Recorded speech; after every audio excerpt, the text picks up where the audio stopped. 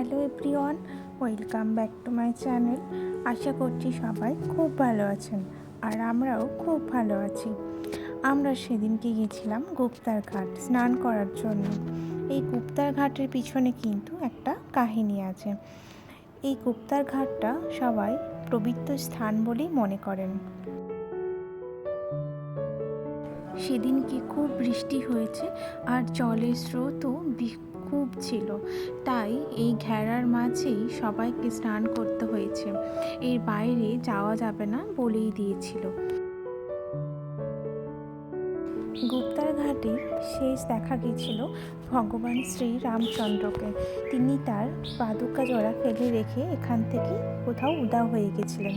এখানকার সবাই মনে করে যে তিনি নাকি এই সরযূতেই ডুব দিয়েছিলেন, তাই এই ঘাটকে সবাই পবিত্র বলে মনে করে। আর যত পর্যটকরা আসেন এখানে ঘুরতে, সবাই কিন্তু এখানে স্নান করে যায়। আমরা কিন্তু স্নান করে বাড়ি চলে গেছিলাম, দিয়ে আবার বিকালবেলা এসেছিলাম আরতি দেখার জন্য। এখানে আরতির টাইম ঠিক 6:30, তাই আমরা 6:30টার আগেই চলে এসেছিলাম। তখন দেখলাম এসে সব আরতির জন্য আয়োজন করা হচ্ছে। দেখুন এখন জলটা কতটা স্থির লাগছে, আর সকালের দিকে একদম ভীষণ স্রোত ছিল। আর এই যে বোটগুলো দেখছেন, এখানে চাইলে কিন্তু ঘুরতেও যেতে পারেন। তো আস্তে আস্তে কিন্তু আরতি দেখার জন্য ভিড়ও বাড়ছিল।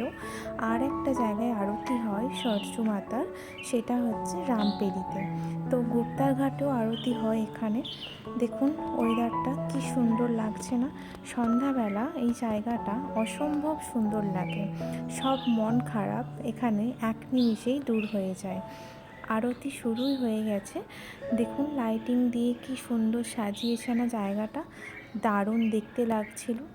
আর আরতি 6:30 থেকে 7:30 অবধি হয় এখানে। গুপ্তার ঘাটের সামনে কিন্তু আর একটি পার্ক রয়েছে ছোট্ট, সেটিও ভারী সুন্দর দেখতে। তো ওখানেও অনেক মানুষের ভিড় জমে যায়। যখন অনেক আগে এসেছিলাম তখন এতটা সাজানো গোছানো ছিল না, আর আস্তে আস্তে এখানটা সুন্দর করে সাজিয়ে তুলেছে। আর আশপাশে অনেক দোকান হয়েছে। চারপাশটা কিন্তু অসম্ভব সুন্দরভাবে সাজিয়েছে। আগে এতখানি সাজানো ছিল না, তো এখন অনেকটাই উন্নত হয়েছে এখানে। আর পর্যটকদের ভিড়ও বাড়ছে এখন। দেখুন সন্ধ্যা হয়ে গেল, আর আরতি দেখে আমরাও এরপর বাড়ির পথে রওনা দেব। এটা কিন্তু পুরোটাই বালির তৈরি। এখানে রামলালার মূর্তি তৈরি করেছে আর রাম মন্দির তৈরি করেছে, আর যারা তৈরি করেছে তাদের নামও এখানে লেখা রয়েছে।